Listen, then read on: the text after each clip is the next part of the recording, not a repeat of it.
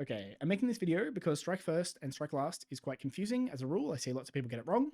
And there was an FAQ, and the FAQ itself is a very, very confusing FAQ. So I want to go through just a basic coverage of how strikes first and strikes last works. Even in making this video, I found one aspect of the rules. It's very edge case, but it works differently to how I thought it would work. So I'm interested to see if you know about this edge case as well. And then I want to go through what this FAQ means, how you can use it, because it's a bit counterintuitive, and then whether or not it works for Lumineth Realm Lords as well. Okay, so firstly, we're just going to have a look at how strikes first and strike last work. In previous editions, they used to have phases, okay? There'll be like a phase where all the strike first guys go, and then a phase where the normal ones, and a phase for the strike last. They don't use phases anymore. The only thing they do now is constraints, okay? And it's like one for the strikes first and one for the strikes last. Basically, the constraint is, while there are any units that have strike first that are waiting to fight, you can't pick units that don't have strike first to fight. And the same thing, while there are any units that don't have strike last that are waiting to fight, you can't pick units that do have strike last. Okay? That's what these two things say. It also matters whether you're in combat at the start of the phase, but we'll get to that in a second. So, when you get to picking units, you do the sort of alternating picking, starting with the person whose turn it is, the active player. They have to pick all of their strikes first things first, because they'll be the only eligible things to pick. And after you've fought with all the strikes first thing, the pick order gets reset, right? That's the other thing that this paragraph does. So you have those constraints that say the strikes first guys have to go first, and then the normal guys, and then the strikes last guys. And then you also have this reset of the alternating pick order. So we're just going to go through an example because it's easier to show with examples, I think. So I have these two sort of example armies, and we're just going to look at these units here. So on the Chaos side, we've got Be'lakor, some Chosen, and some Knights. And then on the Idoneth Deepkin side, we've got some Morsar Guard and some Thralls. Okay, and we're going to say it's the Chaos player's turn, and we're going to give just these Chosen, we're going to give them strikes first. I don't know how they got it, but let's just say they have strikes first. So when we get to alternating picking abilities to use fight abilities, the Chaos player looks around and says, oh, I want to go with Be'lakor first. But is Be'lakor an eligible pick? Well, no, because there is another unit that has strikes first that was in combat at the start of the combat phase that hasn't been picked to fight yet. It's still waiting to fight, and it's got priority because it has strikes first. So Be'lakor's not eligible. Same thing, the Chaos Knights are not eligible because they got to wait for the Chosen to go. So the Chosen are the only eligible pick. You pick the Chosen, you fight with them.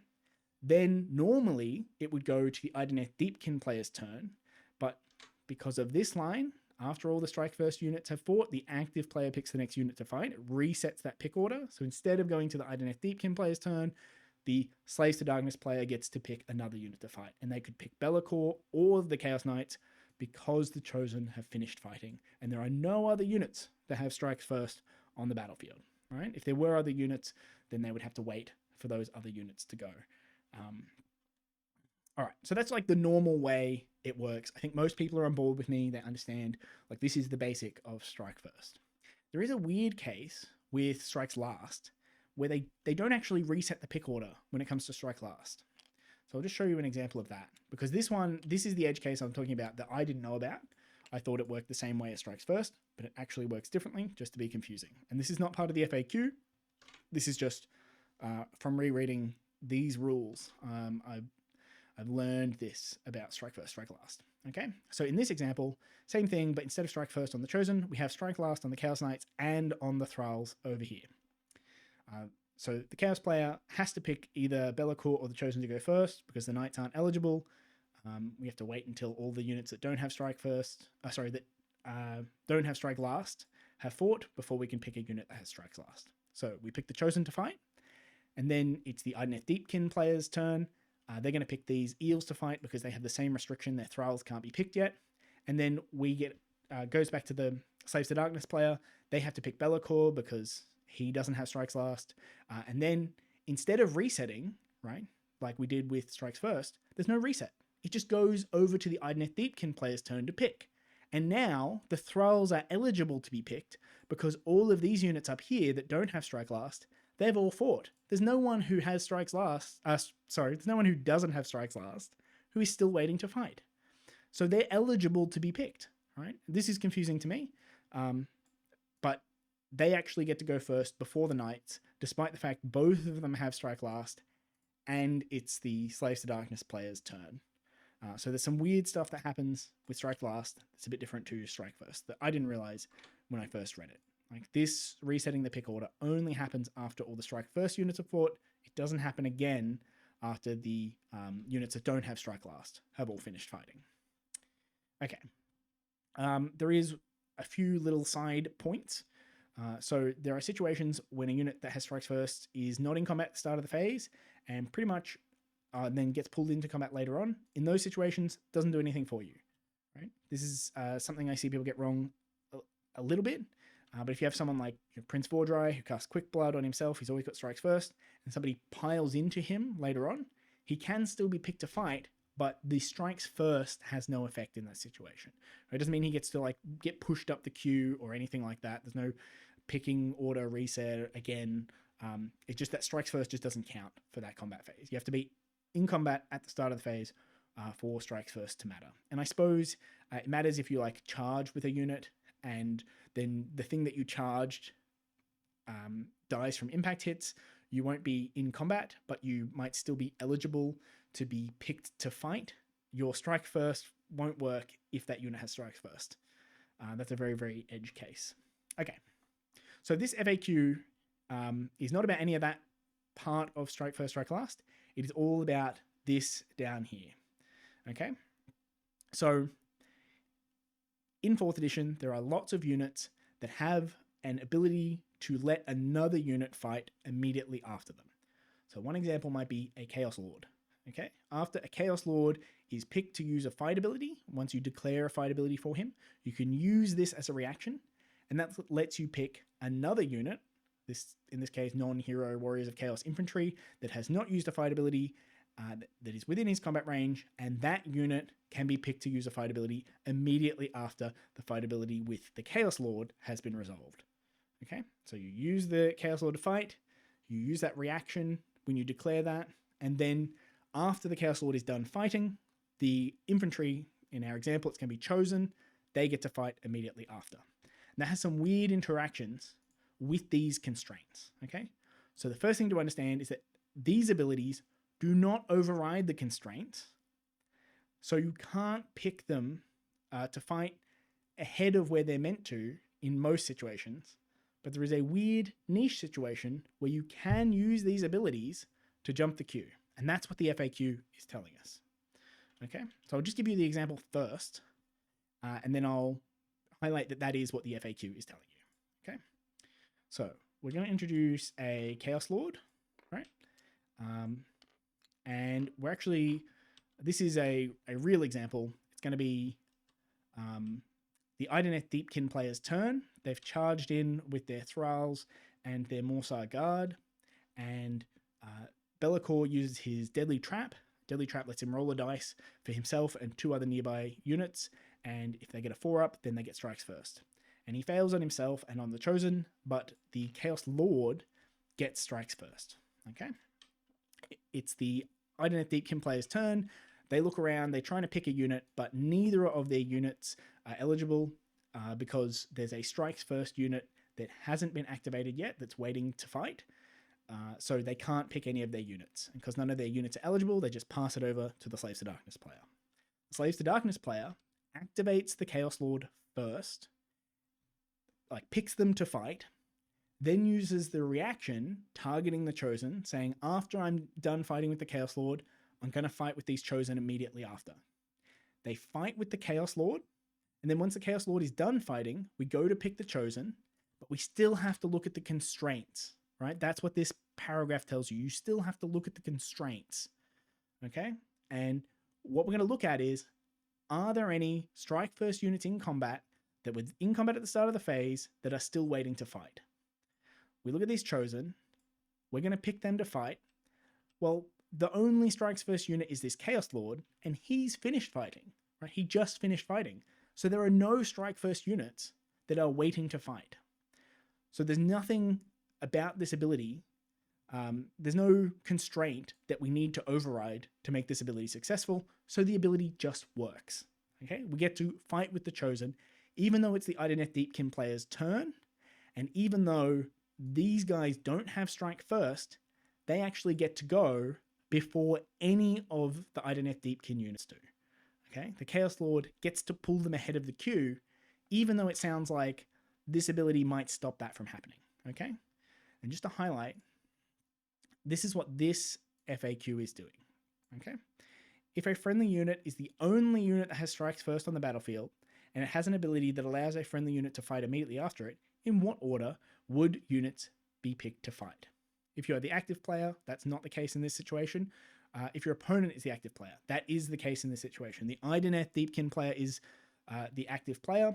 The unit that has strike first would fight first, so the Chaos Lord goes first, and then you can still use the ability to allow the other unit to fight, and then your opponent would pick next.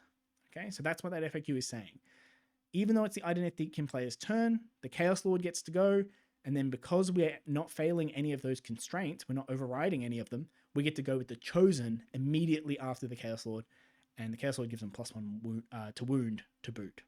Okay, so like that's the use case. It works particularly well with Be'lakor because he has this random ability to give up to 3 unit strikes first, and you can increase your chances of being able to fight with the Chosen first by including a Chaos Lord. Right? Instead of just having a 50-50 on a 4+ dice roll, you've got a 75% chance that either the Chosen get it, or the Chaos Lord, or both the Chaos Lord and the Chosen get it. Right? Only a 25% chance that you fail both coin flips and that neither of them get strikes first. So it's very, very powerful in this particular instance. But there is a weird outcome even beyond that, right? So we're going to say it's actually high tide, right? So the Idoneth Deepkin player has strikes first on all of their units. The same thing happened. They charged into Be'lakor, and Be'lakor used Deadly Trap, and he got the Chaos Lord 2 strikes first. Okay?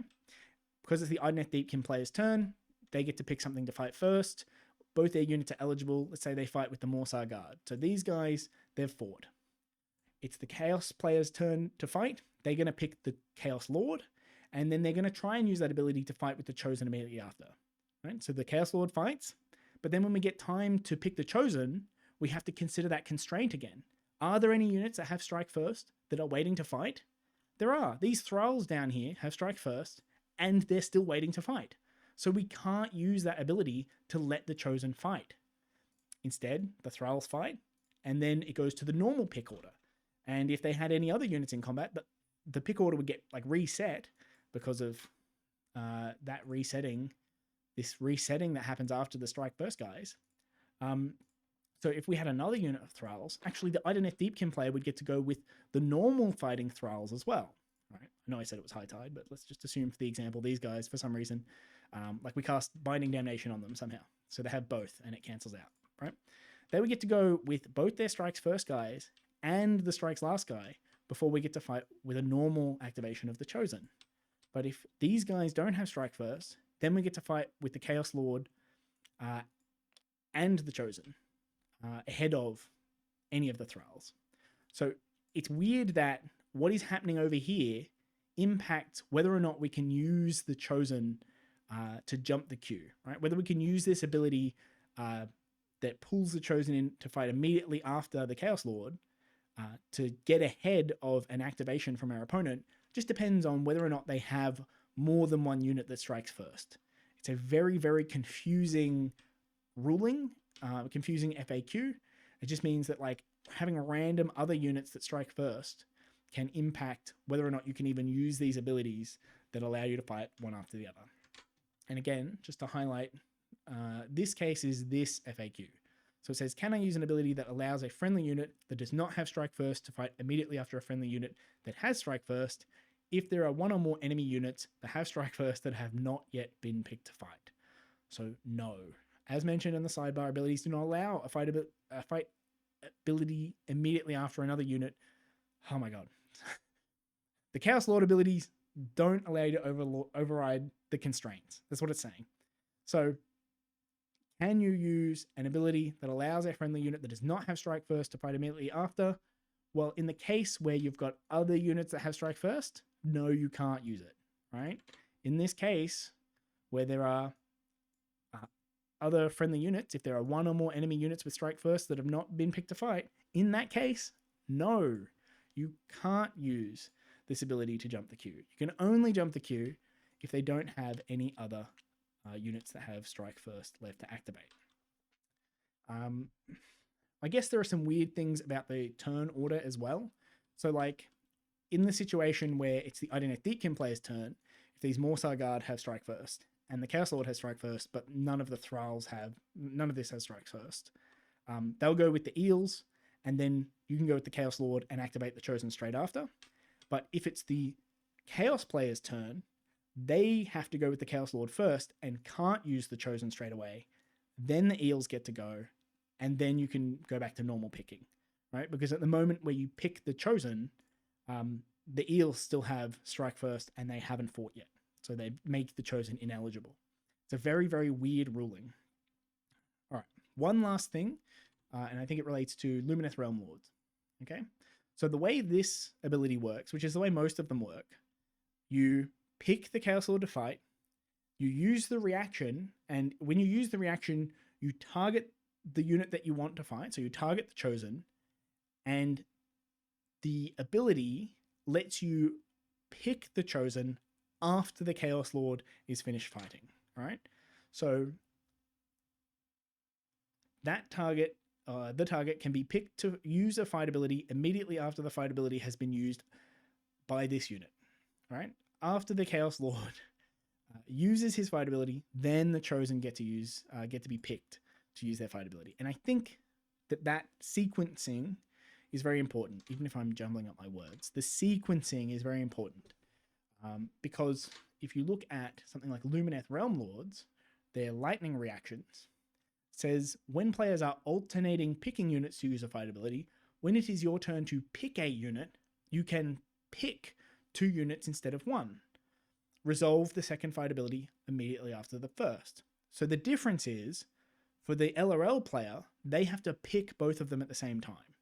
So if we imagine these elves are, these Lumineth Deepkin are instead Lumineth Realm Lords, and one of them has strikes first, they want to use lightning reactions, and they want to pick 2 units instead of 1.